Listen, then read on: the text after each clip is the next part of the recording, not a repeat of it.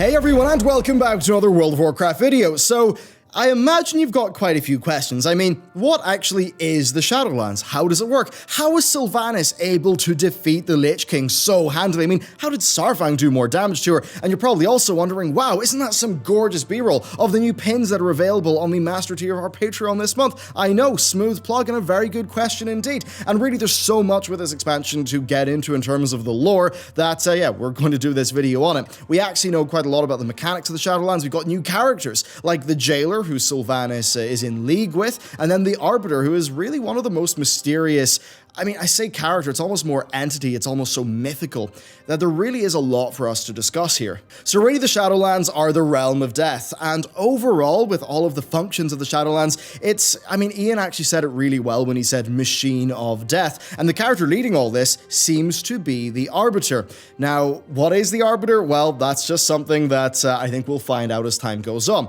Now, the way things work is, right, whenever you die, your soul goes to the Shadowlands, and the way it's supposed to work is that your soul comes before the Arbiter, and the Arbiter will, depending on your actions in life, send you to one of the primary realms of the Shadowlands. Now, that's our new zones: Bastion, Maldraxxus, Ardenweald, and Revendreth, and in those zones we are going to meet older characters like Kael'thas, like Uther, like Draka, and not AU Draka, like actual original Draka, you know, Thrall's mother. So that's all fairly interesting. Now, these zones, most of them are not framed as being evil places, right? So Ardenweald is, they say, a dark mirror to the Emerald Dream.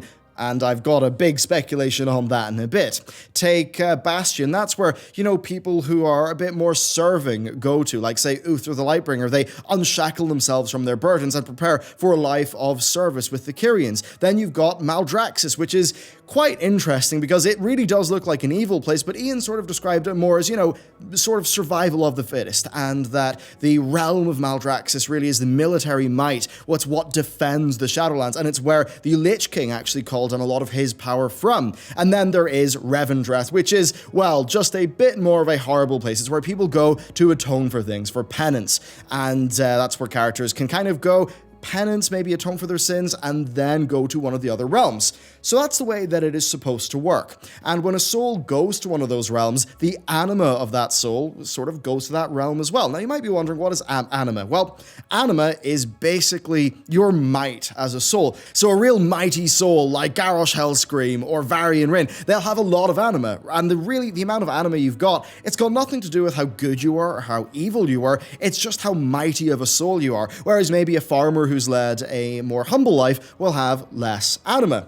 So that's basically how it works. The souls go there, they get sorted into the realms of the Shadowlands, the realms then get their anima, and they all perform their function. However, that's not how it's working anymore. Things have broken because there is a fifth realm, our endgame only zone of the Maw. And the Maw is just a writhing, twisting, basically like a black hole for souls. And what's happening now is that souls are being sucked into the Maw, from where, you know, we don't really know what happens. And the Maw itself is even something that's a little bit sort of mythological to the people who are in the Shadowlands. And the Jailor, who is the character who seems to be in charge of the Maw expanding, well, Ian actually described the Jailor as really that the Kyrian would think of him as almost a boogeyman, like, you know, watch out or the Jailor will come and get you. So this Jailor character is another big, major character in this expansion. And he's also the explanation of why Sylvanas has got so very powerful in recent times. So, what does the Jailor do? We don't really know. He's almost certainly, or she, whatever, an extremely ancient character, but we just don't know anything about who they are. I mean, the reason why I defaulted to he is because there was a thought that it was Muzala, and so that could be a thing.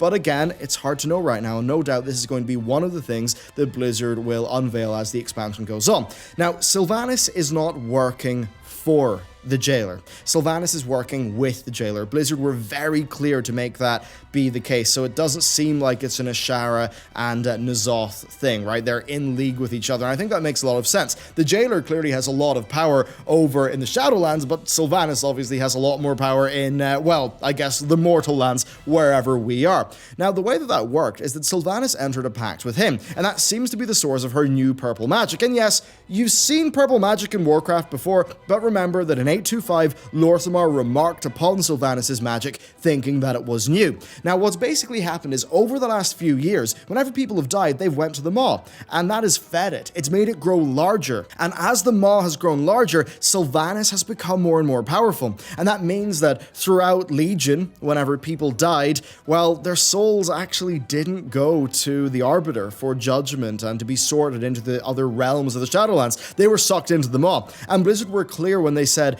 souls who have died in the past few years, so I think that does mean it covers Legion content and Legion heroes. Now, I think it's interesting about that is if you look at characters like Uther, Draka, Kel'Thas that we're going to be meeting in the other, like in the main leveling zones of this expansion, I mean, they're all older characters. It seems like maybe if we're going to meet Varian or Saurfang in this expansion, it's going to be in the Maw. So, as the Maw has grown, Sylvanas has grown stronger. And there's almost, I mean, it almost seems to me like a little bit of a flip on the Arthas-Ner'zhul Lich King relationship. And there's obviously differences, how they're, in league with each other, the way that the power dynamics are working. But basically, that's why Sylvanas was so very powerful.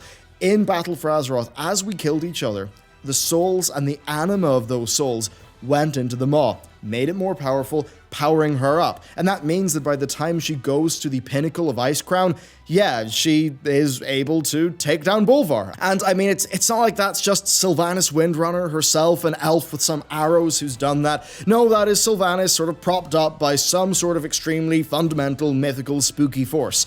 Now, I'm not saying that's the ideal way for the plot to go, I'm just explaining the lore mechanics of how Sylvanas was able to do that in that cinematic. I know that's one thing that many people have had questions and criticisms about, and there you go, that is Blizzard's explanation of that. Now, the way that this story is going to work is that after defeating Bolvar, Sylvanas then, as we see in the in-game trailer, she then goes to the Jailor. Now, what then happens is the Scourge run rampant because the Helm of Domination has been destroyed. So we, along with me, I would presume Bolvar, we go to Icecrown to try to stop this problem. However, in the process, we are sucked into the Shadowlands. How does that happen? We don't know, but it will be the pre-expansion event. Now, because of our connection to Azeroth, that actually prevents us from being sucked into the Void. However, many of Azeroth's heroes will actually be sucked into the Void. And my read in this is that the more Heart of Azeroth focused characters who have that connection with her,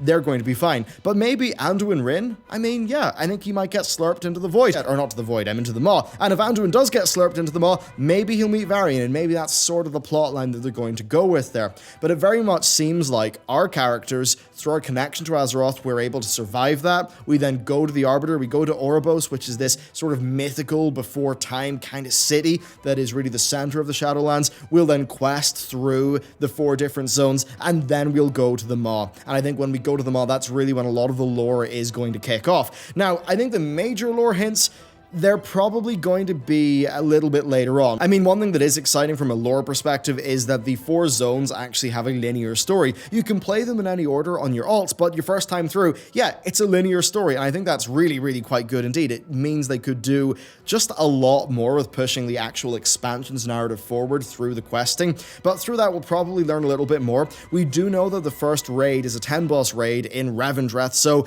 I'm not exactly sure how focused that raid is actually going to be on the more broad sort of lore topics here, like who is the Arbiter, who is the Jailor, but no doubt we're going to get a lot of different hints. And then as time goes on, we're going to learn more about the Arbiter and about the Jailor. Now, this is really what I want to talk about here, the Arbiter, the Jailor, and the Emerald Dream. I think I'm going to start with the Emerald Dream first, okay? So we are told that Ardenweald is a dark mirror of the Emerald Dream. Okay, so you've got the Shadowlands as like the sort of fundamental realm or plane, and then within the Shadowlands, you've got its constituent realms.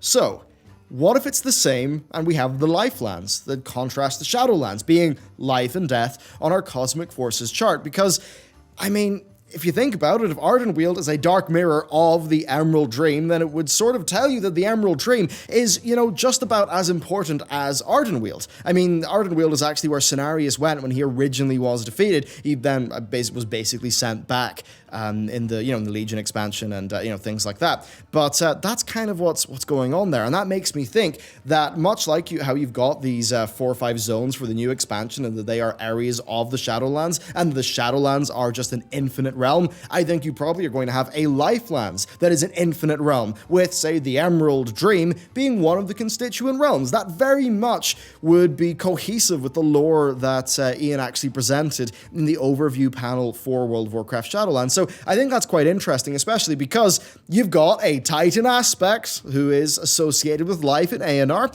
You've got Ysera, you know, the Dragon aspect, who are a Titan Pantheon member. Dragon aspect, of course, with Ysera, who is really focused with life. You've got Freya, the Titan Keeper of life.